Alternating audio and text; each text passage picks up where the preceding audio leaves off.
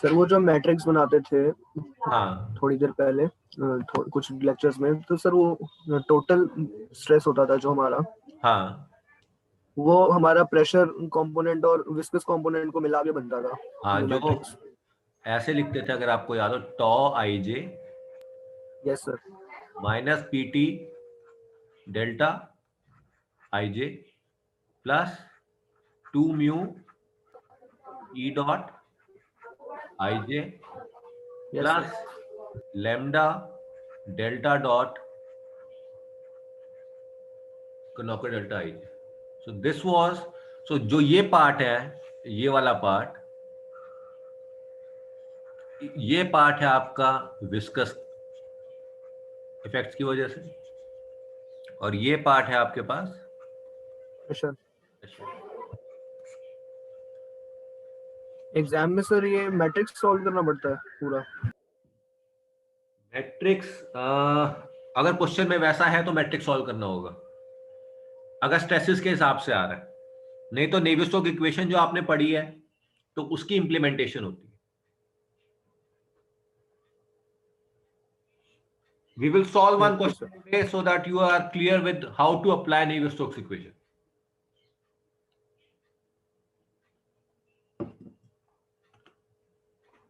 So should we start now?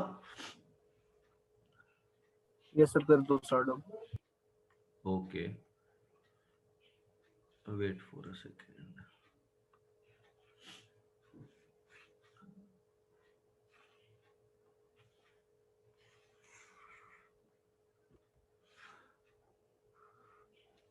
So this was the case. Wait. So this is the big picture, and this is very important to understand, because then the entire fluid mechanics and CFD, whatever you will study in your later classes also, this will not be a problem then. So where are we? We have been dealing till date in which kind of flows? Laminar. Laminar flows. So how is laminar different from turbulent? Everyone is clear about at least qualitative idea? Yes, sir. So whatever we have actually derived till date applies to laminar region of flow. And we have found and solved Navier-Stokes equation. And now please try to think, everything what we have done in case of laminar here falls under this philosophy of solution. So these are three philosophies of solution. One is analytical solution, second is numerical solution, and third one is experimentation. All of you understand the difference among the three? Analytical solution, numerical solution, and experimentation. Do you understand this? Hanji. If I ask you, say x9 plus y9 plus 8x8 plus 7x7 is equal to, say, 20. Can you solve this equation as such? No sir. So what can you do? You can substitute the values of x and y yes sir. and see whether LHS actually satisfies RHS. RHS. So you are numerically entering the values without solving this analytically. So this is somewhat sort of numerical solution. Say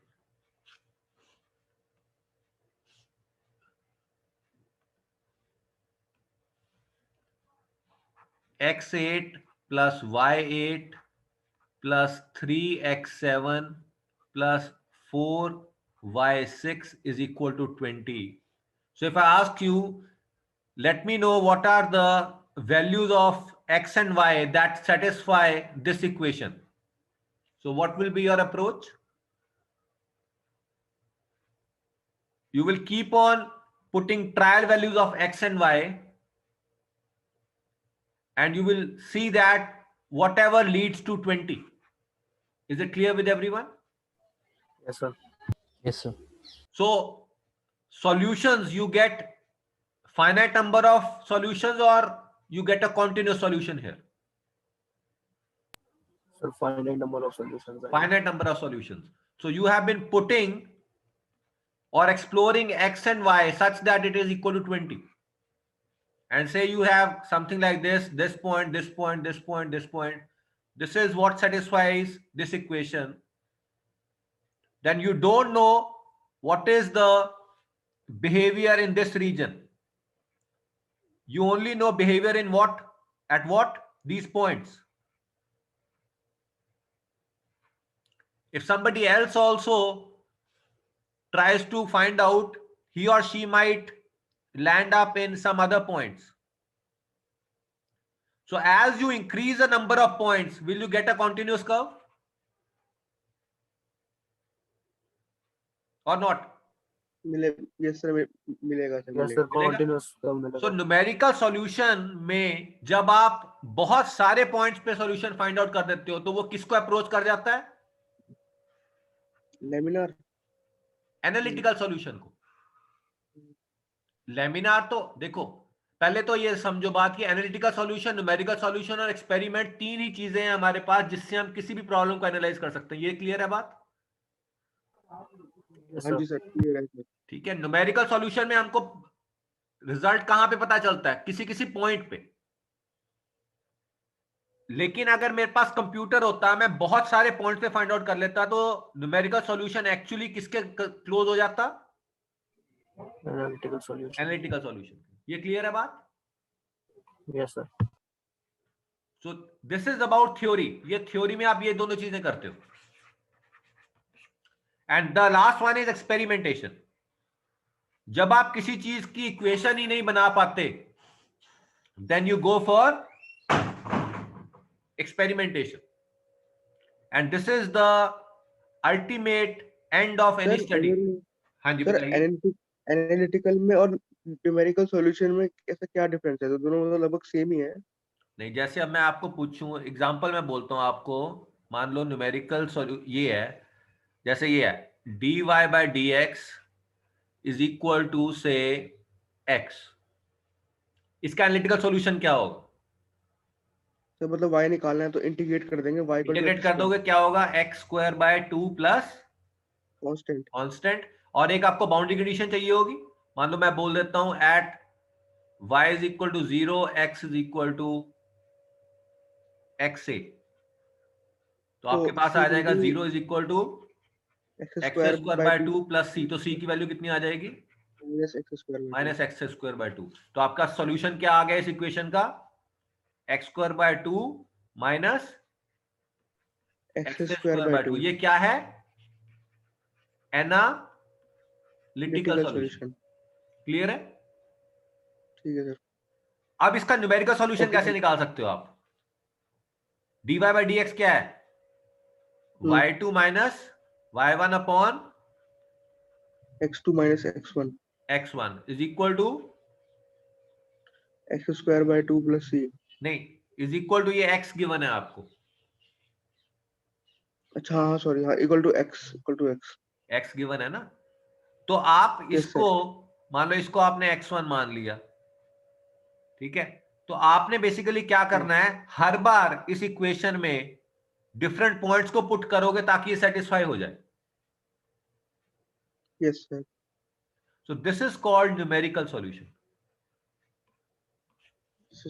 ठीक है sir. हाँ जी, clear है? हाँ जी sir. Clear है? हाँ जी सर, क्लियर है। ठीक है ना। तो अब जो न्यूमेरिकल सॉल्यूशन है वो आपको सिर्फ कुछ पॉइंट्स पे मिलेगा। और न्यूमेरिकल सॉल्यूशन की जरूरत क्यों पड़ेगी? क्या इस इक्वेशन के लिए आप न्यूमेरिकल सॉल्यूशन यूज करना चाहोगे? नहीं, क्योंकि इसका ऑलरेडी एनालिटिकल सॉल्यूशन एग्जिस्ट करता है। अगर ऐसी इक्वेशन होती, मान लो d7y dx7 plus y square x d cube y upon dx cube plus 3xy is equal to 0, इस इक्वेशन को सॉल्व करना होता तो कितने, और ये नॉन लीनियर इक्वेशन है देखो, तो इसको सॉल्व करना बहुत डिफिकल्ट है। तो हम क्या करते हैं, हम इसको किस में कन्वर्ट कर देते हैं, अलजेब्रिक इक्वेशन में। जैसे इसमें भी हमने डिफरेंशियल इक्वेशन को किस में कन्वर्ट कर दिया, अलजेब्रिक इक्वेशन में। तो जब हम किसी डिफरेंशियल इक्वेशन को अलजेब्रिक इक्वेशन में कन्वर्ट करते हैं, we are actually doing numerical modelling, हम न्यूमेरिकल सॉल्यूशन की तरफ जा रहे हैं। क्योंकि आपको पता है, अगर आपको ध्यान में हो, एफ डैश एक्स क्या होता है। अगर मैं बोलूं dy बाई डी एक्स, मैंने क्या लिख दिया, मैंने dy by d x. What is dy D x, आप ऐसे लिखते हो, यस सर, अगर आपको याद हो, h, ऐसे लिखते हो ना। हाँ जी सर। क्या ये करेक्ट है, लिमिट एच गोस, ये क्या करेक्ट है चीज, चलो वो भी आएगी ना, limit h tends to 0। Limit x tends to 0 आ गई, मान लो h टेंड्स टू 0, ठीक है ना। लेकिन एक्चुअल में fx प्लस h क्या होता है, अगर आपको याद हो, f f x plus h f dash x plus h square by 2 factorial f double dash x and so on, yes sir, ठीक है ना। तो f डैश x की वैल्यू में ये जो आपने छोड़ दिया, क्योंकि h टेंड्स टू 0 था, यस सर, तो ये एक्चुअल में इसमें एरर है, क्योंकि h हमेशा टेंडिंग टू 0 नहीं होगा। क्लियर है। हाँ जी सर। सो आपको न्यूमेरिकल सॉल्यूशन की जरूरत तब पड़ती है जब उसका एनालिटिकल सॉल्यूशन फाइंड करना मुश्किल होता है, या हमारे पास अभी कोई मेथड ही नहीं है इनको फाइंड आउट करने। That is when you go for numerical solution, and that's why CFD is so popular.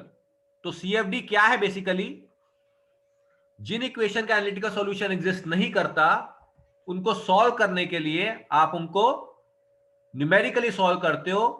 और न्यूमेरिकली सॉल्व करने के लिए आप बेसिकली करते क्या हो, सिर्फ ये चीज ध्यान में रखनी है आपने, डिफरेंशियल इक्वेशन को आप किस में कन्वर्ट कर देते हो,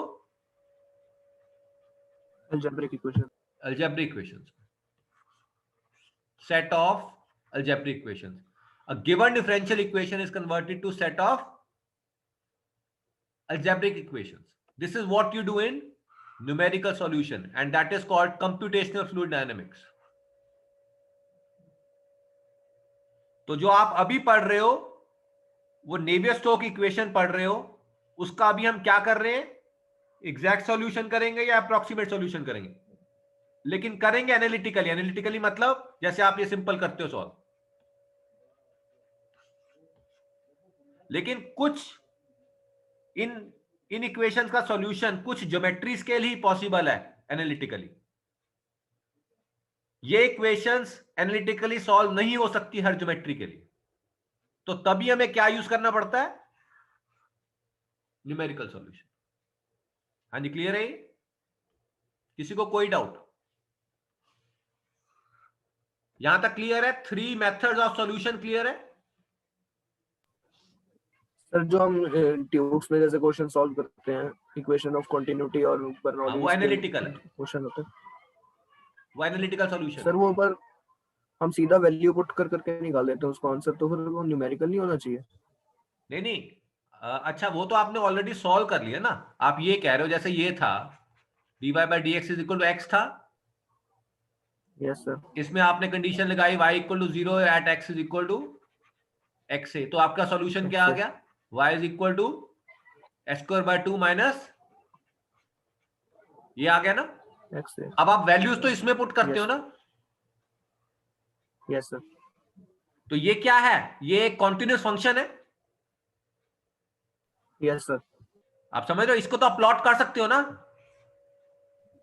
यस सर, वो तो आपकी मर्जी है कि आपने किस किस पॉइंट को लेना है, लेकिन आपको इन बिटवीन भी अगर पॉइंट पता करने हो, आपको पता है क्या आएगा, क्योंकि ये इक्वेशन पता है आपको। यस सर, क्लियर है? Yes sir. लेकिन अगर कॉम्प्लिकेटेड डिफरेंशियल इक्वेशन होती तो आपके पास ऐसा सॉल्यूशन ना आ पाता एनालिटिकली।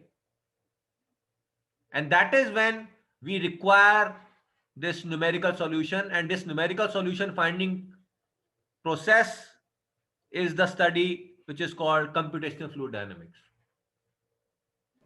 सही है, हम लोग को अभी पढ़ाया जाएगा? ये as elective float होता है, and if you like you can always take this elective, because this is the elective, this is the course that is used in industry and research extensively. आपने इसको सुना तो होगा CFD को? Yes sir. तो ये इसीलिए यूज इतना ज्यादा पॉपुलर है इसका, क्योंकि आप किसी भी ज्योमेट्री के लिए सॉल्यूशन निकाल पाते हो। ये सिर्फ सॉल्यूशन जो है वो सिर्फ सिंपल ज्योमेट्रीज के लिए निकल पाता है एनालिटिकली। हाँ जी, क्लियर है? Any doubts? So this part of the thing and this part, these are different from this analytical solution. So as far as this course is concerned, we are interested in analytical solution and some part of experimentation. We have not touched anything about this, and we will not be touching on this. This is the entire subject. हाँ जी, clear है? हाँ जी, clear है? Any doubts? Now I'm coming to our, general में, हाँ जी बताइए, general में हम analytical से न्यूमेरिकल पे ही जाते हैं। क्या कह रहे हो आप? इन जनरल हम जो भी क्वेश्चन सॉल्व करते हैं तो मतलब उसको एनालिटिकल टू न्यूमेरिकल जाते हैं।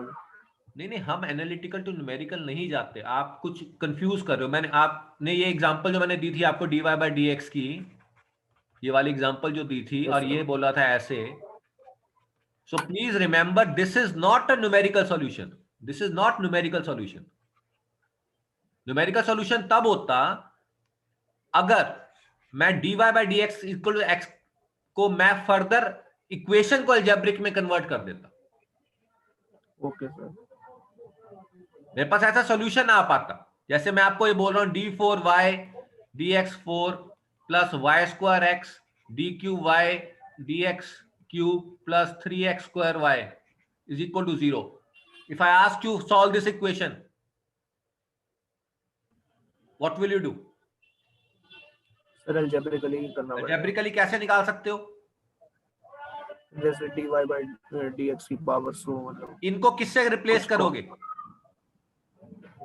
इसको टेलर सीरीज से रिप्लेस करते जाओगे। यस सर, टेलर सीरीज से। ठीक है ना? आपको क्या पता है f x प्लस h किसके बराबर है? F x plus h f dash x plus h square by 2 factorial f double dash x h cube by 3 factorial f triple dash x plus h 4 factorial f 4x। तो जैसे हमको f4x चाहिए, ये वाला, इसको मैं क्या लिख सकता हूं? इस टर्म्स में लिख सकता हूं। Yes sir. 3 को मैं बाकियों की टर्म्स में लिख सकता हूं, तो इनको रिप्लेस कर दूंगा इससे, और उसके बाद सॉल्यूशन फाइंड आउट करूंगा। सर हाँ जी, चाहिए एग्जैक्ट और अप्रोक्सीमेट सॉल्यूशंस क्या लिखे हैं सर? हाँ, मैं वहां पे आ रहा हूं। अभी ये न्यूमेरिकल और एनालिटिकल में डिफरेंस क्लियर है? Yes sir. एनालिटिकल में मैं डिफरेंशियल इक्वेशन सॉल्व करूंगा, न्यूमेरिकल में मैं डिफरेंशियल इक्वेशन को सेट ऑफ अलजेब्रिक इक्वेशन में कन्वर्ट करूंगा, उसके बाद उसका सॉल्यूशन करूंगा। ठीक है? आपके पास कोई डिफरेंशियल इक्वेशन है, आपने डिफरेंशियल इक्वेशन को पहले अलजेब्रिक में कन्वर्ट करना है। इस पूरे टेक्निक में ये सारे मेथड्स लगेंगे, FEM, FVM, FTM। तो जब डिफरेंशियल इक्वेशन है, ये क्या आ जाएगी? सेट ऑफ अलजेब्रिक इक्वेशंस आ जाएगी। तो सेट ऑफ अलजेब्रिक इक्वेशंस का क्या मतलब होता है कि मेरे पास कुछ इक्वेशंस होंगी जो कुछ वेरिएबल्स होंगे और उसमें कुछ कोफिशिएंट्स होंगे। आप ये समझ रहे हो बात? अगर मैं ऐसे बोलूं A matrix is the coefficient matrix, X is the matrix which you need to find out, and this is a constant matrix. तो A क्या हुआ? Coefficient matrix. X क्या है? X क्या है? What is X? What is X? Say I write down like this, A11। मैं यहाँ पे वेरिएबल्स, हाँ वेरिएबल्स हैं जो वेरिएबल मैट्रिक्स है, तो इसको मैंने ऐसे बोल दिया A11 X11 plus A21 X21 plus ऐसे ऐसे करते करते A N one X N one, ऐसे नीचे आ गया मैं, A N one X N one plus A N two X, यहां पे वो आना था सॉरी, एक्स वन टू और वन एन, ठीक है। तो A one one A one two A one N, तो यहां पे ऐसे ये पूरा मैट्रिक्स बन गया, एंड से this is equal to C1 C2 C3 C4, ठीक है। आपको फाइंड आउट क्या करना है, ये सारे फाइंड आउट करने हैं, x11 x12 x13, ये सब कुछ फाइंड आउट करना है। आपको नोन क्या क्या है, ये कोएफिशिएंट्स नोन है और ये नोन है, तो आप आराम से कर सकोगे इसको। x आपको नोन नहीं है जो फाइंड आउट करना है आपने, और a क्या है जो कोएफिशिएंट मैट्रिक्स है, c आपको कांस्टेंट है, तो x आ जाएगा basically a inverse into c। हाँ जी, क्लियर है? Yes sir. So this basically हम is लोग एक TDS इक्वेशन को सेट ऑफ सॉल्वेबल इक्वेशंस बना देते हैं, हाँ इजीली हम लोग सॉल्व कर पाए। हाँ, so you are converting a differential equation into set of linear algebraic equations so that you can solve them simultaneously and you can get the value. ये सर जो लिखा है DNS LES सिंपल मैक्स 16, ये जो लिखा है ये सब अलग अलग मेथड्स हैं सॉल्व करने अलग अलग के। मेथड्स हैं, उन एल्गोरिदम्स के नाम हैं। मेथड्स कौन कौन से हैं? जनरली मेथड्स हैं आपके पास ये वाले, FEM finite element method, FVM finite volume method, FDM finite difference method, LBM latest Boltzmann method, और ऐसे बहुत मेथड्स हैं। ये मेथड्स को यूज करके आप कोई एल्गोरिदम डेवलप करते हो, ये उन एल्गोरिदम्स का नाम है। हाँ जी, क्लियर है? Yes. So this is what is numerical solution. So we are not interested in this solution. We are only interested in analytical solution as far as this course is concerned.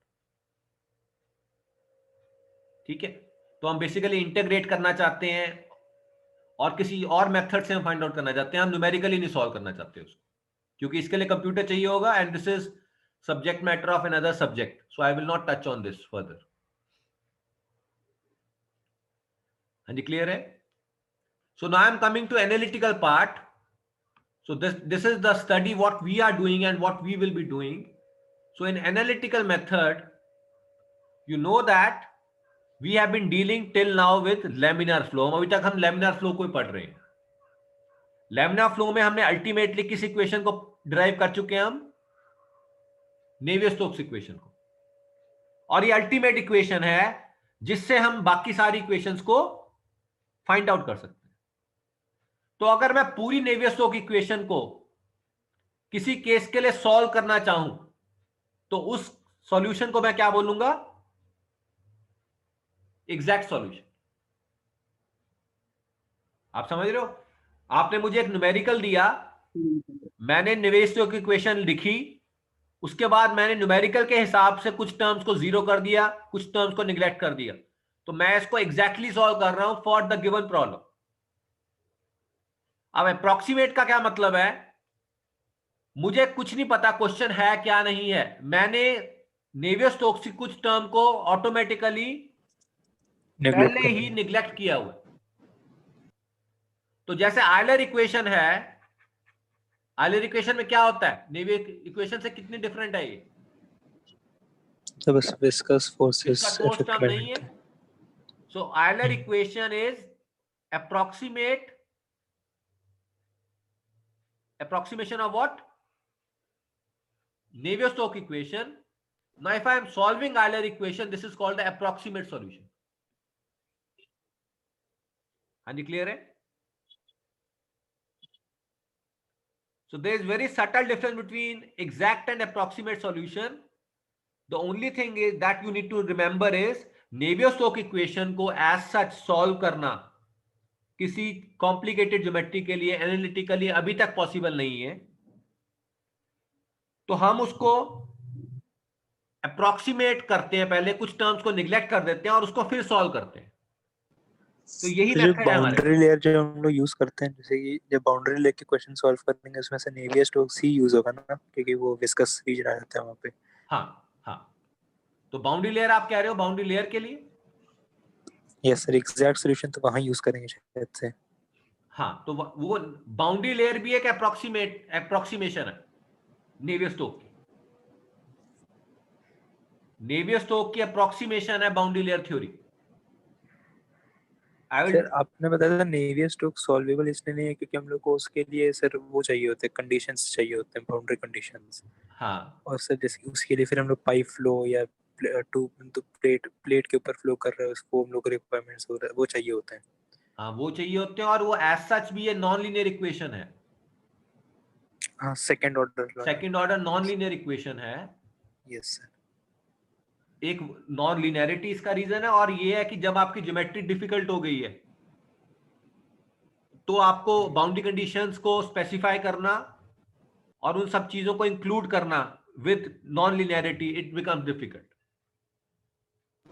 Sir इसलिए हम लोग approximate बोल रहे हैं क्योंकि जो non linear terms होते हैं उनको हम लोग जीरो कर देते हैं। हाँ, कुछ टर्म्स को निग्लेक्ट कर देते हैं। अच्छा। तो निग्लेक्ट आप दो तरीके से कर सकते हो। निग्लेक्ट कैसे करोगे आप सोच के बताओ,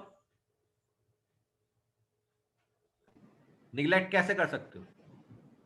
अगर मेरे पास मतलब मान लो कुछ प्लेट है और इसके ऊपर फ्लो हो रहा है, तो ये बाउंड्री लेयर है, तो आपको क्या पता है इस रीजन में क्या है? Inviscid flow. इनविसिड है। तो इसमें मैं कौन सी टर्म को जीरो कर सकता हूं? सर विस्कस फोर्स जो वाला है। विस्कस टर्म्स है उनको जीरो कर सकता हूं। ठीक है, तो मैंने नेवियर स्टोक को सिंप्लीफाई कर दिया इस टर्म को जीरो पुट करके यहां पे। हाँ जी, क्लियर है? This is one approximation.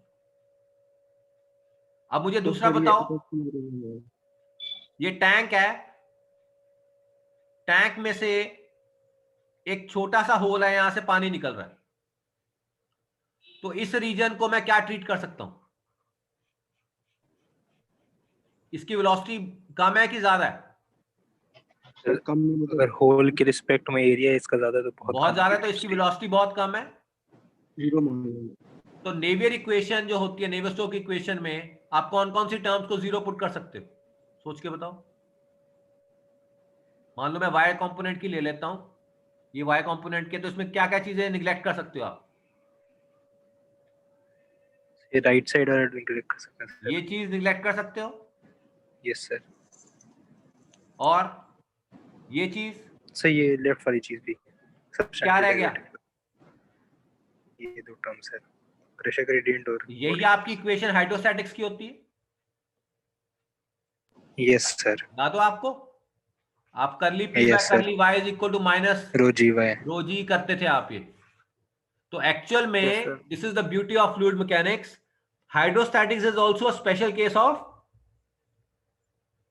Navier-Stokes equation, and that is why it is so popular. Are you clear है? Any doubts?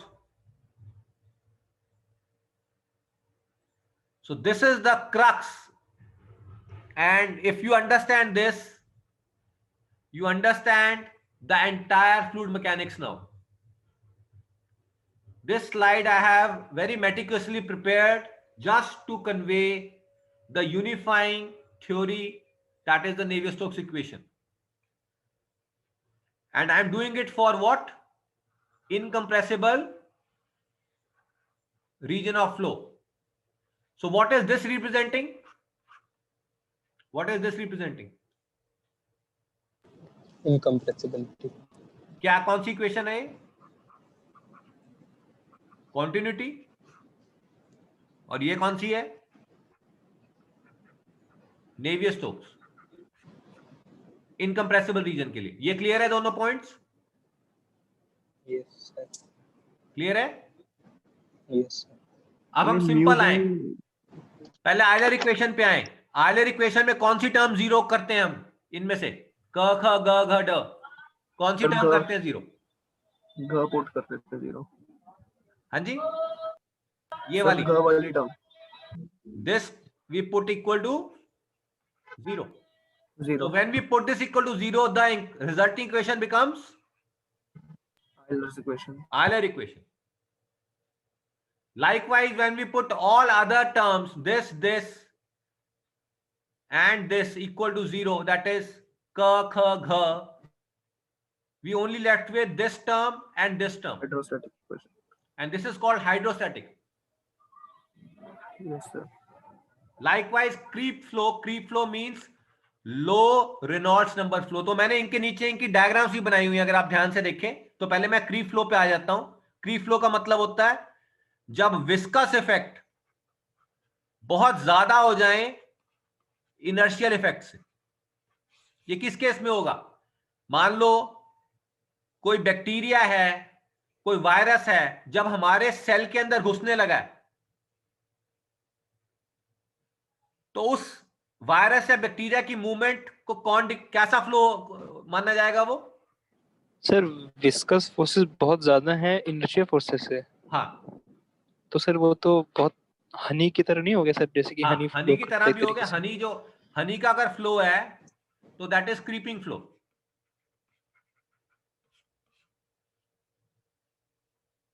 ठीक है, जैसे आप हनी में मान लो स्विमिंग करने की कोशिश करो और पानी में स्विम करने की कोशिश करो, क्या फर्क होगा? सर हनी में हम लोग को ज्यादा स्ट्रोक मतलब फोर्स से स्ट्रोक देना पड़ेगा। फोर्स से स्ट्रोक देना पड़ेगा। और क्या होगा? वाटर के अंदर आप एक बार स्ट्रोक दे लो तो आप कुछ देर तक आगे वैसे ही बढ़ जाओगे अपने इनर्शिया की वजह से। Yes sir. आपको हर बार तो स्ट्रोक देने की जरूरत नहीं पड़ेगी, आप कुछ देर तो आगे वैसे ही चले जाओगे। लेकिन हनी में क्या होगा? जितनी देर तक स्ट्रोक दोगे उतनी देर तक बढ़ोगे, फिर रुक जाओगे उसी वक्त। Yes sir. क्लियर है?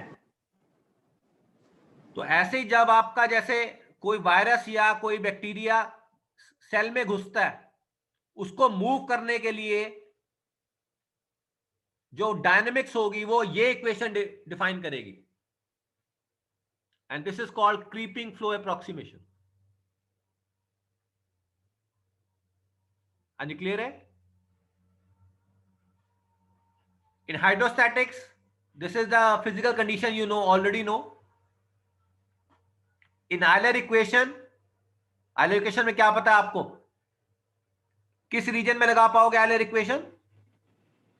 इस रीजन। ये एक प्लेट दिखा रखी है और प्लेट के ऊपर से ये फ्लूइड को फ्लो कराया हुआ है। तो आप देख रहे हो कि यहां पे जो ये फ्लूइड था ये एक्चुअली पीछे रह गया, ये आगे मूव कर गया, तो इसकी वेलोसिटी कम है। So this is the viscous region of flow and this is the inviscid region of flow, and Euler equation is for this region. तो अगर आपको इसमें प्रेशर और वेलोसिटी फील्ड फाइंड आउट करना है इस रीजन में, आयलर इक्वेशन इज सफिशिएंट। हाँ जी, क्लियर है? Any doubts? Then there is potential flow. Potential flow means, अब देखो यहां पे क्या क्या जीरो है। What is zero in potential flow? This term and this term. So Euler equation वाली एक टर्म कॉमन है, और एक और कंडीशन कर दी हमने जब बॉडी फोर्स भी निग्लिजिबल है, और एक तीसरी कंडीशन है, वो क्या है? What is this condition? Which is this condition? irrotational, that is vorticity is zero, irrotational region of flow। तो अगर ये तीनों कंडीशंस मीट हो रही हैं तो ये इक्वेशन जो बनेगी उसको हम बोलते हैं पोटेंशियल फ्लो इक्वेशन। हाँ जी, क्लियर है? Any doubts? उसके बाद आ गया, मैं पहले यहां पे आता हूं, पेरेंटल बाउंड्री लेयर जो आप अभी बोल रहे थे। तो इस इक्वेशन में को अगर आपने पेरेंटल बाउंड्री लेयर इक्वेशन में कन्वर्ट करना है तो एक तो ये बॉडी फोर्स टर्म को जीरो किया हुआ है, और दूसरी क्या कंडीशन है कि curly square u by curly x square is very very small as compare to curly square u by curly y square. और तीसरी कंडीशन है velocity in z direction is 0। तो अगर ये तीनों कंडीशन लगा दो आप इस नेवियर-स्टोक्स इक्वेशन पे, you get the resulting frontal boundary layer equation. तो जो ये बाउंड्री लेयर देख रहे हो आप, यहां पे ध्यान से देखो, जो ये सर, कार देख रहे हो आप, del two u by del x square less than del two u by del y square कैसे, मतलब एक बार बताना इसमें। अच्छा आप ये इक्वेशन याद है आपको? एक सेकेंड, ये वाली इक्वेशन बोलता हूं मैं, ये वाली इक्वेशन याद है? ये इक्वेशन कौन सी है? x की है, ये y की है, z की है? यस सर, नहीं छोड़। ठीक है। अब इसमें अगर म्यू कांस्टेंट है तो म्यू बाहर आ जाएगा यहाँ पे, तो क्या बन जाएगा? Mu curly square u by curly x square plus curly square u by curly y square plus curly square u by curly z square. Z square. तो इसका मतलब क्या हुआ? ये टर्म जो है ये इससे बहुत छोटी है, तो मैं इसको क्या कर रहा हूं? निगलेक्ट कर रहा हूं।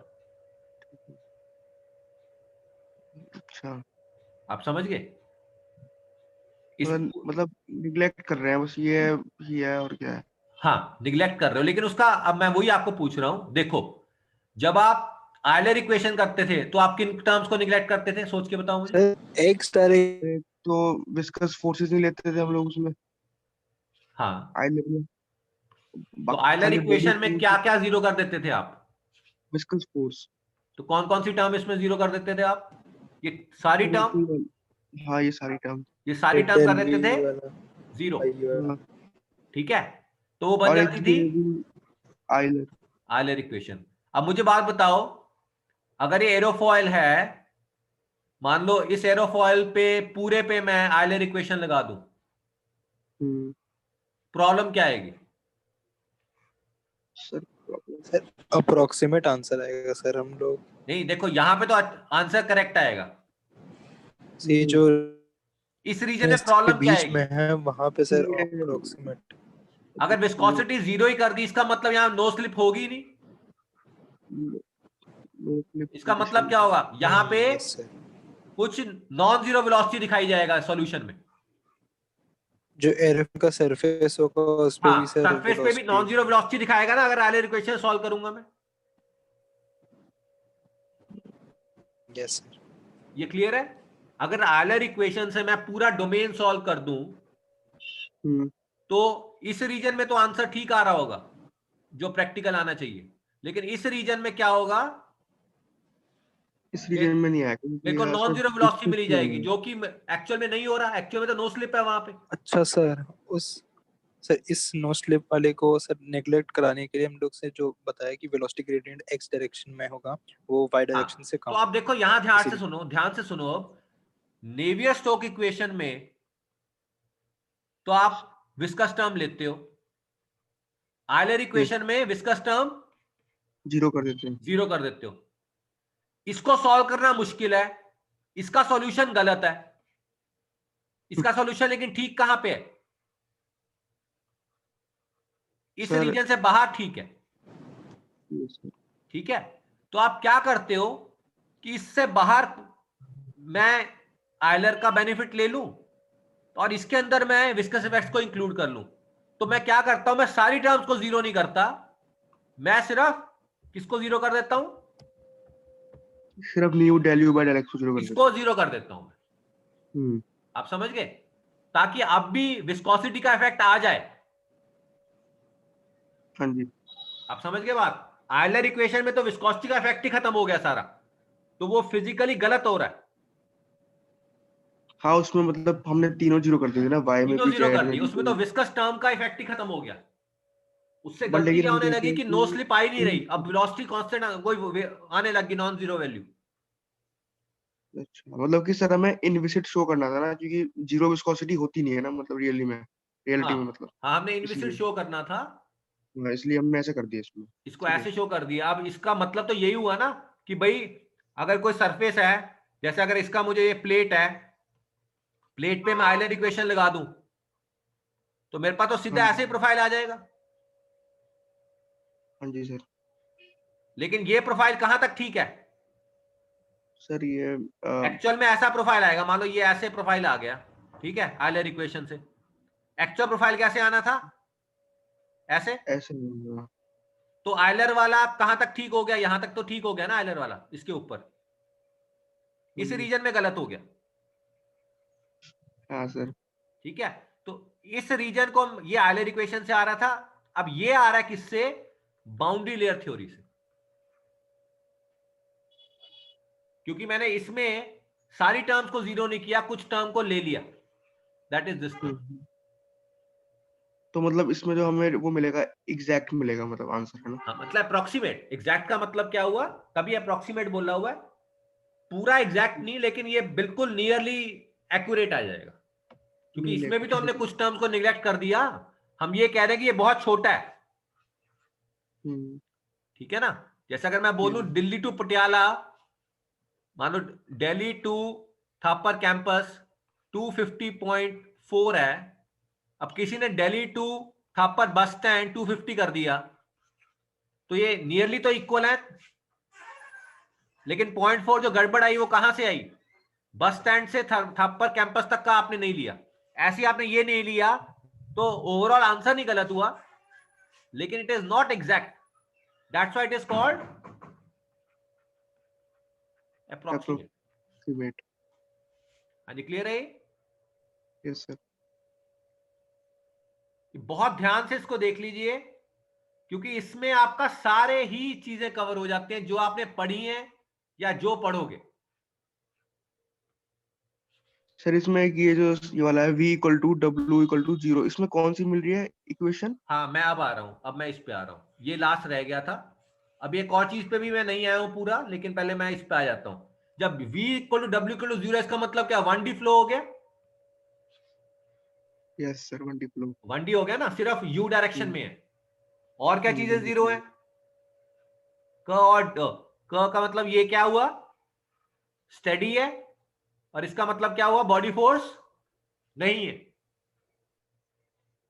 ये दो कंडीशंस होगी, और क्या कंडीशन है? वन डायमेंशनल फ्लो है। तो ऐसी चीज कहां देखते हो आप? सोच के बताओ। अगर एक पाइप में फ्लो हो रहा है, वो किस डायरेक्शन में फ्लो हो रहा है? यूनिडायरेक्शनल। यूनिडायरेक्शनल है। क्या इसमें ग्रेविटी, इसमें बॉडी फोर्स का वैल्यू है ज्यादा? नहीं है सर। ठीक है। और अगर स्टेडी है, स्टेडी का मतलब है सप्लाई कांस्टेंट है, तो ये टर्म की भी कोई वैल्यू नहीं। सो पाइप फ्लो को हम अप्रोक्सीमेशन मानते हैं इस नेवियर-स्टोक्स इक्वेशन की। अब ध्यान से देखना आप, पाइप सर्कुलर क्रॉस सेक्शन भी हो सकती है और कोई और क्रॉस सेक्शन भी हो सकती है। क्लियर है? हाँ जी। और क्या हो सकता है? एक और मैं केस बना रहा हूं, मुझे इसका बताना क्या मतलब है। एक ये प्लेट है और एक ये प्लेट है, इसके अंदर फ्लूइड है और ये प्लेट मूव कर रही है v वेलोसिटी से। ये प्रैक्टिकली किस चीज को डिपिक्ट कर रहा है? सोच के बताओ। Couette equation. Couette flow. ये आपने देखा है जब विस्कोमीटर में होगा ऐसा, और किस में होगा? जनरल बेरिंग में। जनरल बेरिंग समझते हो? जनरल बेरिंग पढ़ा आपने? सर कॉटी इक्वेशन थी शायद सर इसकी कहीं, मतलब। हाँ, इसको बोलते कोट फ्लो है। इसका प्रैक्टिकल एग्जांपल पूछ रहा हूं आपको मैं, कोइट फ्लो की। आपको याद है मैंने एक चीज करवाई थी कि एक सिलेंडर है, एक बाहर सिलेंडर है हॉलो, इसमें रोटेटिंग फ्लूइड है, विस्कोमीटर। विस्कोमीटर। तो ये कोइट फ्लो की तरह ही हो गया। यस। एक फिक्स्ड है और एक मूवेबल है। क्या कह रहे हो आप? सर एक फिक्स्ड हो गया और एक मूविंग वाला हाँ, हो गया एक ना? फिक्स हो गया, एक मूविंग हो गया। और एक जनरल बेरिंग समझते हो? जनरल बेरिंग आपने सुना है? जनरल बेरिंग सुना तो है सर। रोलर बेरिंग सुना है? रोलर बेरिंग देखा, बेरिंग तो देखा होगा, रोलर बेरिंग। हाँ जी। जैसे एक शाफ्ट है आपके पास, आपने ऐसा तो देखा होगा कि ये होता है, शायद आपने ये तो देखा हुआ, शायद मुझे लग रहा है कि बेरिंग ऐसा सर याद आ गया सर। ये तो इसको बोलते हैं रोलर बेरिंग। तो ये क्या करता है? इसको होल्ड भी करता है और फ्रिक्शन कम करता है। ताकि ये जनरल बेयरिंग में रोलर्स के अलावा बस ये एक इनर डिस्क होता है, एक आउटर डिस्क होता है, इनर हाँ, वाला रोटेट करता रहता है, तो आउटर जनरल बेयरिंग में क्या होता है, एक ये शाफ्ट है, इसके बिल्कुल ही साथ एक और बस शेल है, और इसमें क्या होता है, लुब्रिकेटिंग ऑयल होता है। तो एक बहुत माइक्रोन साइज थिन लेयर बन जाती है, वो इसको टच नहीं करने देती सरफेस को। तो this is also an example of quit flow. हाँ जी, क्लियर है? क्लियर है सर। ठीक है, तो quit flow is an example in which the their assumptions are that body force is negligibly small, it is one dimensional, it is steady state. So if the outer plate or the upper plate or one of the plates is moving, it is called fluid flow. If it is flow in a pipe, it is called Poiseuille flow. It is called Poiseuille flow. Sir मतलब quit flow और पॉइजली flow की जो equation है वो same है, तो same नहीं है, वो किस पे डिपेंड करेगी? हाँ, इक्वेशन सेम है, आंसर डिफरेंट क्यों आएंगे? क्योंकि इनकी बाउंड्री वेलोसिटी कंडीशंस अलग हैं। बाउंड्री कंडीशंस अलग है। बाउंड्री कंडीशन अलग है। आपने ठीक आइडेंटिफाई किया, इनकी गवर्निंग इक्वेशन क्या है? सेम है, सेम है, सिर्फ फर्क कहां पे है? इनकी बाउंड्री कंडीशंस। Boundary conditions. हाँ जी, क्लियर है? Yes sir. तो जब आप इसकी इक्वेशन को सॉल्व कर लेते हैं, तो उसमें से आप एक तो क्या निकाल सकते हो, वेलोसिटी फील्ड निकाल सकते हो। देखो, इसमें जब भी आप इस इक्वेशन को सॉल्व करोगे, क्या निकल के आएगा? वेलोसिटी फील्ड और प्रेशर। तो आपको ये जो पैराबोलिक आती है कि पैराबोलिक प्रोफाइल है, वो इसके सॉल्यूशन से ही आती है। वो 1 मिनट में आपको पता चलेगा कैसे आ रही है, 1 मिनट में। और उससे आप क्या पता लगा सकते हो, हेड लॉस क्या हो रहा है इसमें। जैसे ये पाइप है मेरे पास, मैं आपको पूछूं, ये 100 मीटर लंबी पाइप है, मुझे वाटर को 5 मीटर पर सेकंड से इसको फ्लो करवाना है इस पाइप में, मुझे कितने पंप की रिक्वायरमेंट है, कितने किलोवाट पंप की रिक्वायरमेंट, आप कैसे फाइंड आउट करोगे? जो पावर रिक्वायर्ड होगी वो किसके बराबर होगी आइडियली? Frictional head loss. जो फ्रिक्शनल हेड लॉस है। तो वो हेड लॉस निकालने के लिए मुझे वेलोसिटी प्रोफाइल को नोन होना पड़ेगा, और वो आएगा कहां से? इसके सॉल्यूशन से। तो इनडायरेक्टली मैं प्रेशर हेड लॉस भी निकाल सकता हूं इससे, and that is called Darcy Weisbach equation.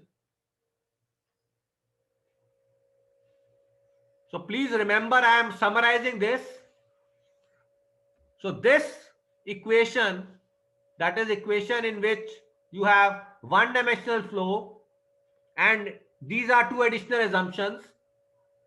Depending on the boundary conditions, you will end up in Couette flow or Poiseuille flow. The variables or the flow field you get, that is velocity Poiseuille flow and भी दो तरीके के होते हैं ना? क्या कह रहे हो? पॉइजली फ्लो भी दो होते हैं ना सर? दो कैसे? सर वो प्लेन पॉइजली और हेगन पॉइजली सर। प्लेन और हेगन सर, HAGEN। हाँ, वो तो ये डिपेंड करता है कि सर्कुलर क्रॉस सेक्शन पाइप है हाँ कि रेक्टेंगुलर क्रॉस सेक्शन पाइप है। अब ऐसे भी है कि Yes, ये हॉरिजॉन्टल है, इंक्लाइंड है, हाँ आप समझ रहे हो? Yes sir. तो फर्क कुछ नहीं पड़ेगा, जब इंक्लाइंड है तो आपका कोऑर्डिनेट सिस्टम चेंज हो जाएगा, और क्या। जब सिलिंड्रिकल है तो आप कौन से कोऑर्डिनेट सिस्टम में ऑपरेट करना चाहोगे? हाँ जी, जब आपको पॉइजली इक्वेशन, पॉइजली फ्लो एक सिलिंड्रिकल पाइप में फाइंड आउट करना है, क्या आप ये इक्वेशन यूज करना चाहोगे? Cylindrical coordinates. तो इसको ये देखो, वेक्टर इक्वेशन के कोई कोऑर्डिनेट्स नहीं होते, लेकिन अगर आप इसका कंपोनेंट्स करोगे तो इसको सिलिंड्रिकल कोऑर्डिनेट्स में आप सॉल्व करना चाहोगे। हाँ जी, क्लियर है? यस। तो यहां पे एग्जांपल देखिए, ये सिलिंड्रिकल कोऑर्डिनेट्स है, तो बताइए अब इसमें मुझे पॉइजली इक्वेशन बनानी है इससे, क्या क्या जीरो करूं? It is one dimensional. हाँ जी, it is one dimensional. Yes sir. तो क्या करूं मैं? थीटा और जेड वाले कंपोनेंट से जीरो कर देंगे।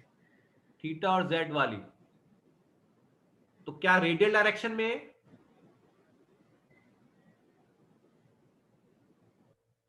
थीटा और जेड डायरेक्शन में? सर यूनिडायरेक्शनल फ्लो होगा ना सर? यूनिडायरेक्शनल फ्लो है। सर आप मतलब कौन से अच्छा सिलेंड्रिकल कोऑर्डिनेट्स में पूछ रहे हैं मतलब, है ना? क्योंकि मैं ये आ गया ना, मैं ये पूछ रहा हूं कि मेरे पास सिलिंड्रिकल कोऑर्डिनेट्स हैं, तो मैं सिलिंड्रिकल कोऑर्डिनेट्स में, तो अगर मेरे पास सिलिंड्रिकल ट्यूब है या पाइप है, तो मैं सिलिंड्रिकल कोऑर्डिनेट्स में ऑपरेट करना बेटर है। सर वैसे थीटा को हम लोग यूज नहीं करेंगे ना सर, क्योंकि सर उससे वो हो जाएगा, मतलब क्या बोलते हैं, रोटेशनल फ्लो थोड़ा सा आएगा, मतलब स्वर्लिंग थीटा टाइप हो जाएगी देखो, फ्लो। उसमें हमें ये पता है कि यू थीटा जो है और यू आर है और क्या है यू जेड, तो इनमें से कौन सी जीरो है कौन सी नॉन जीरो है? यू थीटा जीरो होनी चाहिए sir. You theta sir. You theta zero होनी चाहिए। Okay, so this is zero. Okay, then what about UR? What about UR? Sir इससे यूजेड में ही होगा सर, यूआर भी रेडियल तो सर आप ये बाहर आप डायरेक्शन में देखो, होगा नहीं। ये Z डायरेक्शन है ना, हाँ सर। ये रेडियल डायरेक्शन है। सर रेडियल डायरेक्शन में फ्लो तो होगा नहीं। हाँ, तो रेडियल ऐसा। डायरेक्शन में भी फ्लो नहीं है, और थीटा सर थीटा में भी फ्लो नहीं है सर, थीटा में फ्लो स्वर्लिंग हो नहीं है। जाएगी सर, वो रोटेशन हो जाएगा। हाँ जी, क्लियर है? यस सर, सही बात। तो बेसिकली क्या है, मुझे कौन सी मोमेंटम इक्वेशन करनी है? Z momentum. जेड वाली। ठीक है, अब इसमें जीरो क्या क्या करूं, अब सोच के बताओ मुझे। अगर फ्लूइड कांस्टेंट वेलोसिटी से फ्लो कर रहा है, तो ये टर्म का क्या होगा? ये क्या रिप्रेजेंट करता है अगर आपको याद हो? Substantial derivative. ये बेसिकली फोर्स ही रिप्रेजेंट करता है। हाँ, ऐसे फोर्स करते हो आप? रिप्रेजेंट करता है। Yes sir, yes sir. अगर मैं इसको अच्छा एस एक्स करूं तो एम ए एक्स कर दूंगा मैं। ठीक है, तो ये टर्म बेसिकली जीरो हो जाएगी अगर कांस्टेंट वेलोसिटी से मूव कर रहा है। अगर कोई चीज कांस्टेंट वेलोसिटी से मूव कर रही है, इसका मतलब क्या, उसमें फोर्स क्या है? Net force zero. जीरो। हाँ जी, क्लियर है? सर थीटा के में वेरिएशन नहीं होगा तो सर ये d2uz upon d theta square भी जीरो हो जाएगा। तो ये चीज जीरो है, ये चीज जीरो है, सर और z वाला नहीं जीरो होगा ना सर? कौन सा? z वाला नहीं जीरो होगा। अच्छा, uz कांस्टेंट है। हाँ हाँ, ये यूनिफॉर्म वेलोसिटी है ना। Yes sir, yes sir. This is not varying in that direction. What about this? There is sir no gravity, no gravitational effect. Gravitational effect, क्योंकि यहाँ पे तो ग्रेविटेशनल है भी नहीं है। जीजेड का मतलब इस डायरेक्शन में बॉडी फोर्स है, वो तो है ही नहीं कोई। नहीं सर, नहीं। और क्या है, तो क्या रह गया? सर बस ये minus dp del p by del z रहेगा, ये म्यू वाला टर्म सर, पहला तो वाला। क्या रह गया? माइनस करली PT bye curly Z plus mu 1/r करली अपॉन करली आर, आर करली म्यू आर अपॉन करली आर। कौन से को देख कर लिखा है म्यू जेड। हाँ जी, क्या कह रहे हैं आप? सर ये कौन सा इक्वेशन देख कर लिखा आपने? क्या क्या कह रहे हो, दोबारा से बोलो आयुष। सर ये कौन सी इक्वेशन को देख कर लिख रहे हो आप ये सब? आप ये देखो एक सेकेंड, जो z इक्वेशन है, ये तो समझ आ रहा है, ये तीन इक्वेशन है सिलिंड्रिकल कोऑर्डिनेट्स में। ये r है, ये थीटा और ये z है। ठीक है, अब फ्लो किस डायरेक्शन में हो रहा है? सर जेड डायरेक्शन में। z डायरेक्शन में हो रहा है। क्या r डायरेक्शन में फ्लो हो रहा है? नो सर, नहीं। थीटा डायरेक्शन में फ्लो हो रहा है? क्या मैं नहीं हो रहा शायद, क्या मैं तो नहीं, नहीं हो अगर रहा। ये यहाँ पे सर्कुलेशन होती तब थीटा में होता कुछ। हाँ सर, लेकिन हाँ हम जी। ये भी तो नहीं कह सकते ना कि पूरा फ्लो हमारा लेमिनार ही होगा, थोड़ा बहुत टर्बुलेंट भी तो होता ही है ना। नहीं नहीं, अब मैं वही बोल रहा हूँ, जो पॉइजली इक्वेशन है वो basically fully develop developed laminar flow के लिए। यस इसका मतलब क्या हुआ, जैसे मान लो यहाँ पे आपकी एक टैप थी, आपने टैप से एक पाइप कनेक्ट की हुई है ये वाली, तो जब फ्लूइड आएगा ये बाउंड्री लेयर ऐसे ऐसे डेवलप होगी और फाइनली ये ऐसे हो जाएगी। इस रीजन को आप क्या बोलते हो, एंट्रेंस रीजन। इसका मतलब यहां पे अभी पूरी डेवलप नहीं हुई है बाउंड्री लेयर। ये मैं ऐसे बना रहा हूं यहां पे आपकी क्लैरिटी के लिए, वेट फॉर अ सेकेंड, कि अगर यहां पे एक पाइप है मेरे पास, ये पाइप है मेरे पास, तो एक्चुअली क्या होता है, बाउंड्री लेयर डेवलप होनी स्टार्ट होती है, ये ऐसे डेवलप हो रही है, सर एक टाइम आएगा जब दोनों साइड से सर बाउंड्री लेयर एक डिस्टेंस आएगा। हाँ डिस्टेंस सॉरी। तो क्या है ये बाउंड्री लेयर, पहले क्या था, अब मैं फ्लो बना के देखूं यहां पे वेलोसिटी क्या होगी, या पूरी वेलोसिटी होगी। यस सर अगर मैं यहां पे बनाऊं, मान लो यहां पे मैंने वेलोसिटी बनानी है, तो यहां पे कम तो कम पूरी होगा। वेलोसिटी होगी, हाँ सर यहाँ कम है पूरी। यहां पे क्या होगी, जीरो वेलोसिटी। यस ठीक है, तो ये ऐसे होगा यहां पे वेलोसिटी बेसिकली, और यहां पे ये वर्टिकल हो जाएगा। लेकिन इस पॉइंट के बाद क्या हुआ, पैराबोलिक। पैराबोलिक हो गया। तो जो ये फ्लैट पार्ट था ये खत्म होते होते एक पॉइंट रह गया। पॉइंट है। ठीक है, तो जो हम ये पॉइजन पूरी इक्वेशन develop डेवलप हुई। करते हैं वो किस रीजन के लिए करते हैं, इसके आगे वाले रीजन के लिए, जिसमें हम क्या मान के चलते हैं, पैराबोलिक प्रोफाइल। पैराबोलिक प्रोफाइल है, और वो फर्दर इस डायरेक्शन में चेंज भी नहीं हो रहा। इसका मतलब क्या हुआ, अगर x इज इक्वल टू ए पे लिया था, x इक्वल टू बी पे लिया, ये दोनों सेम है, x इक्वल टू सी पे लिया तब भी सेम है, तभी तो हम इस चीज को जीरो कर पाए। ये अभी z डायरेक्शन है बेसिकली, इसका मतलब क्या हुआ कि z डायरेक्शन में वेरी नहीं कर रही, तो मुझे z मोमेंटम इक्वेशन को मैं ट्रीट कर रहा हूं, this is z momentum equation. I know that uz is a constant. What does that tell you? If uz is constant, force in z direction is what? Sum of all forces in z direction will be equal to 0. So this means this term should go to 0. ये क्या होती है, temporal acceleration and convective acceleration. तो अगर pipe में, आप सोच के बताओ, पाइप में अगर क्रॉस सेक्शन सेम है तो टेम्पोरल भी और कन्वेक्शन एक्सेलरेशन दोनों ही जीरो है। सर पाइप में फ्लो क्या है, जीरो। नहीं स्टेडी नहीं, फ्लो। पाइप में फ्लो का एक्सेलरेशन या डी एक्सेलरेशन तो नहीं हो रहा। अगर मेरे पास ये पाइप है, यहां पे भी कुछ वेलोसिटी थी, यहां भी सेम वेलोसिटी रह रही है, तो इसका मतलब क्या हुआ, स्टेडी फ्लो है। स्टेडी फ्लो तो है ही है। क्या कोई फोर्स लग रही है फ्लूइड एलिमेंट पे नेट? नो सर, जीरो है। जीरो है, क्योंकि ये कांस्टेंट वेलोसिटी से मूव कर रहा है। ठीक है, तो प्लीज रिमेंबर, अगर मेरे पास मान लो पाइप ऐसी होती तो क्या आप लगा पाते इसको, मुझे बताओ, ऐसी पाइप होती नहीं सर नहीं लगा तो पाते। उसमें ये वाली टर्म जीरो ना हो पाती।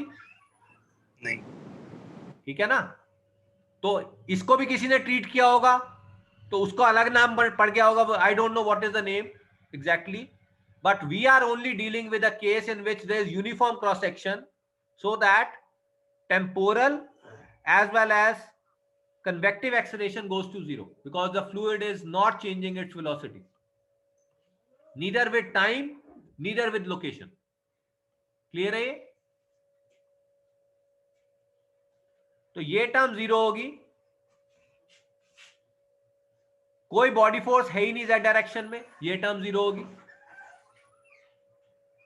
uz ना तो थीटा डायरेक्शन में चेंज कर रहा है ना z डायरेक्शन में चेंज कर रहा है, तो ये जीरो होगी। क्या uz रेडियल डायरेक्शन में चेंज कर रहा है? ये रेडियल डायरेक्शन है।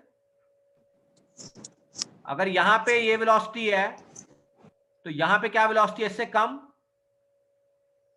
ऐसे। तो रेडियली चेंज कर रही है velocity, so ur is function of, sorry, uz is a function of r, so this term is non-zero, this is not equal to 0, and also this term is, what is this term, this is non-zero.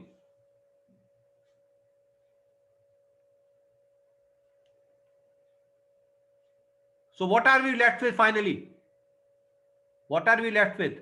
Curly pt by curly z is equal to mu 1 upon r curly upon curly r curly uz by curly r. Now you know that uz is only function of what? uz is function of what? R. Only which parameter? uz. Small r. So small r. हाँ जी, Then small r. small r. So what do I get? I can convert this into ordinary derivative term. So I get dp by dz is equal to mu 1 upon r d upon dr r curly u by curly r.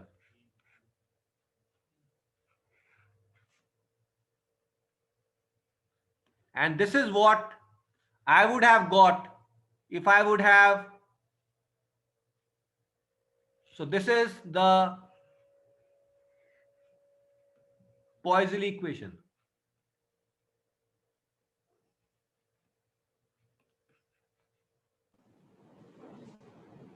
x लिखा है sir, z होना चाहिए ना? नहीं, ये तो actually ये x direction है तो है, तो you should have put here z. तो मैं आपको ये बता रहा हूं, कई बुक्स के अंदर ये पूरी डेरिवेशन कर रखी है, आप समझ रहे हो? तो डेरिवेशन से जाने की जरूरत नहीं, आप क्या कर सकते हो, सिंपल नेवियर-स्टोक्स इक्वेशन को ही कुछ टर्म्स को जीरो पुट करके you get the same answer. हाँ जी, इज दैट क्लियर? एग्जाम में भी कर सकते हैं सर, एग्जाम में भी कर नेवियर सकते स्टोक्स हैं, इक्वेशन कोई लिख issue दिया, नहीं. फिर ये टर्म जीरो कर दिया. देखो वो डिपेंड करेगा मार्क्स पे, अगर मार्क्स ज्यादा है तो डेरिवेशन भी सेम ही है, डेरिवेशन में कोई चेंज ही नहीं है. आप क्या करते हो, कोई एलिमेंट लेते हो, उस पे फोर्सेस बताते हो, तो कौन कौन सी फोर्सेस हैं? प्रेशर फोर्स ही है इसमें, और तो कोई फोर्स है? और कौन सी है? प्रेशर फोर्स है, और कौन सी है? शियर फोर्स है.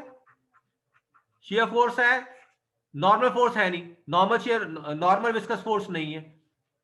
तो आप उन सबका इक्वल टू जीरो कर देते हो, sum of all force equal to zero, and you get the same answer. But the previous one is a more elegant way and a more general way to approach this equation. Sir वो उससे भी तो कर सकते हैं, जैसे आपने बताया अभी, वो भी तो ठीक ही है हाँ, सर. वो ठीक है, वो बिल्कुल ठीक है, उसमें कोई प्रॉब्लम नहीं है. And that is how you get the Poiseuille equation. So once you have got the Poiseuille equation, how will you solve this equation now? How will you solve this equation? How can you solve this equation? Sir chain rule लगा के. Chain rule, or you can simply integrate it. Chain rule तो आप लगा लीजिए, mu upon r. What do you get? What should I write down? R d square u by dr square. d square u by dr square plus d What else? du by dr. du by dr is equal to dp by dz.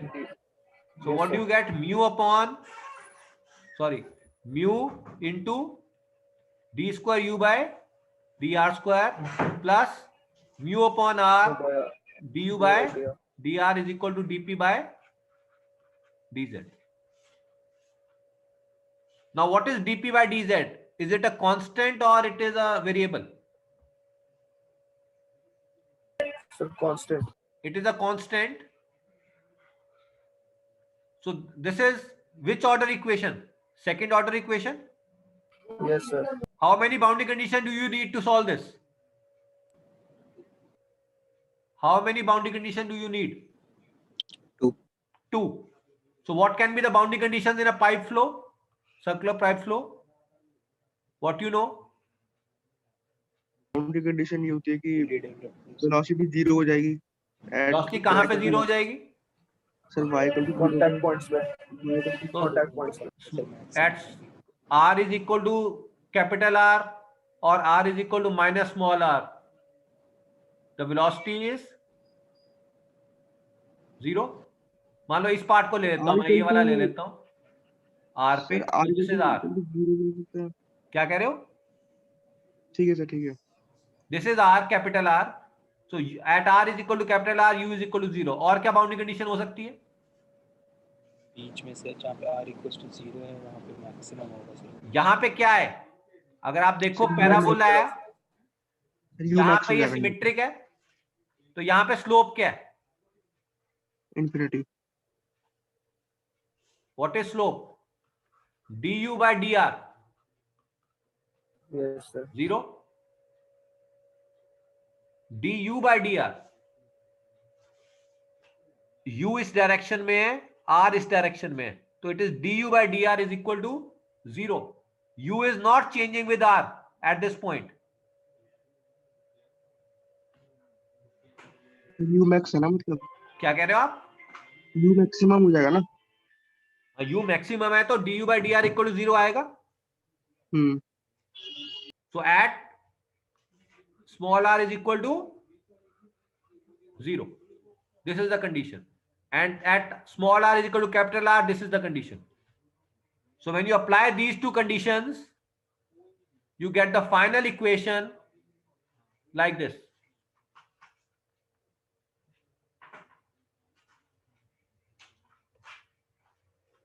Any clear hai? Any doubts to anyone? Any doubts? So you are able to see here, if this is a constant, so this is equation of a parabola. And this is how you are able to theoretically find out that in case of a laminar flow through a pipe, the velocity profile is parabolic in nature. So I'm again reiterating, you had Navier-Stokes equation for incompressible flow. What did you do? You applied certain assumptions and converted the equation to Poiseuille equation like this through these assumptions. And this was a second order differential equation. You applied two boundary conditions and you got the final velocity field. Likewise, you could do it for Couette flow as well. So Couette flow में क्या होगा? If this is a rectangular cross section, what do you know? If this is moving at velocity v, you will get the velocity field of what type? How will you predict? What will be the velocity type? Triangular. Sir, triangular होगी. Yes, sir. It is just like, wait for a second. Wait for 1 second.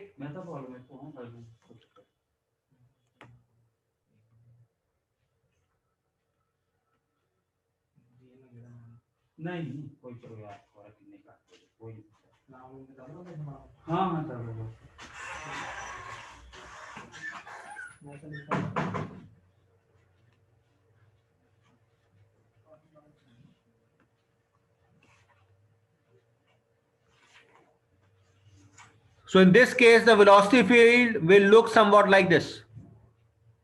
And you will get this equation from the same analysis as we did for Poiseuille flow. So I am coming here. So when I use this velocity field to find out the pressure drop, I end up in this equation, and this is called the Darcy-Weisbach friction factor. This is the equation which I got through Poiseuille equation. I will not spend much time on this. You can look at it in the textbook. It is very simple. Because I have limited time, I will not be going to details of this. If you have any doubts, you can come up with your doubts in the next class. But as far as today is concerned, I will not go into details of how did I get this Darcy-Weisbach friction factor. You can look for it on your own. This is some simple mathematical manipulation, nothing more than that. Are you clear? Eh? Yes, sir. Any doubts? So what we have done is, we have seen that analytical solution of Navier-Stokes equation, although was not possible for the whole equation, but we could actually find out the approximate solution for many practical cases. So that was the advantage of using approximate solutions. Now, approximate solutions, that is which term is to be neglected. How will you get to know? How will you get to know which term is to be neglected in this? As I put these terms equal to 0, how could I put them equal to 0? Or how could I put these equal to 0? Anyone? Sir, How वो will I तो get to know assumption- that these sir, are वो 0? तो assumptions भी होते हैं ना sir, किसी भी इक्वेशन को जब ड्राइव करते हैं तो उनमें ये assumptions आते हैं, जो हमने assumptions पढ़े थे पहले कि आइलर वो में कैसे करोगे आप? मैं वही पूछ रहा हूं आपको. आपके पास आप वेलोसिटी तो आप मेजर नहीं कर सकते XYZ डायरेक्शन में. फिर वो तो एक्सपेरिमेंट से पता चलेगा ना आपको. एक्सपेरिमेंट से पता चलेगा. एक चीज तो एक्सपेरिमेंट से पता चलेगा. और क्या कर हाँ सकते हो सर, आप? अगर इन टर्म्स का आपको मैग्नीट्यूड पता चल जाए रिलेटिव, मान लो कि ये टर्म 1 है, इसका मैग्नीट्यूड टिपिकली, इसका भी 1 है, इसका 100 है, इसका 70 है, इसका 2 है, तो ये कौन सी इक्वेशन में कन्वर्ट हो जाएगी? कौन सी इक्वेशन में कन्वर्ट हो जाएगी? अगर मुझे रिलेटिव मैग्नीट्यूड्स पता चल जाएं, तो मैं किन टर्म्स को निगलेक्ट कर सकता हूं? इसको कर सकता हूं, इसको कर सकता हूं और इसको कर सकता हूं, क्योंकि ये 100 और 70 से बहुत कम है. आप समझ रहे हो? तो इस चीज को हम बोलते हैं स्केलिंग एनालिसिस, कि किसी भी इक्वेशन में आइडेंटिफाई करना क्वांटिटेटिवली कि किस टर्म का मैग्नीट्यूड हम निगलेक्ट कर सकते हैं इन कंपैरिजन टू अदर्स. वो तभी पता चलेगा अगर हमारे को उनका रिलेटिव मैग्नीट्यूड पता चलेगा, या इसको हम बोलते हैं orders of magnitude. Orders of magnitude.